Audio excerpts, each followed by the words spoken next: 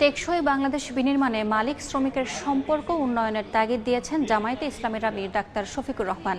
মে দিবস উপলক্ষে সকালে জাতীয় প্রেসক্লাবের সামনে সমাবেশে কথা বলেন তিনি। সকালে রাজধানীর পল্টন মোড়ে বাংলাদেশ কল্যাণ ফেডারেশন আয়োজিত শ্রমিক সমাবেশে যোগ দেন জামায়াত নেতারা।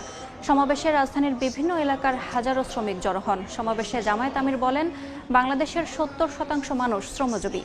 শ্রমিকদের অধিকার উপেক্ষা করে দেশের সমৃদ্ধি সম্ভব নয়। শ্রমিকদের অমানবিক জীবনের ইতি টানতে ইসলামী শাসন প্রয়োজন। জামায়াত ক্ষমতায় গেলে নারীর নিরাপদ কর্মস্থল নিশ্চিত করা হবে।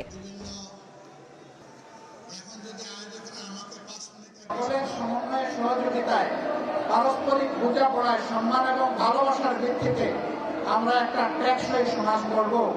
সেই সমাজ আল্লাহর কসম, আল্লাহর আইন ছাড়া কোনো কিছু দিয়েই গড়া সম্ভব নয়। ১৫০ বছর আগের এই দিনকে আজকে আমরা গভীর শ্রদ্ধায় পালন করছি, কিন্তু তাদের জীবনটা অনেকটা অমানবিক জীবন। আমরা এই অমানবিক জীবনের অবসান ঘটাতে চাই।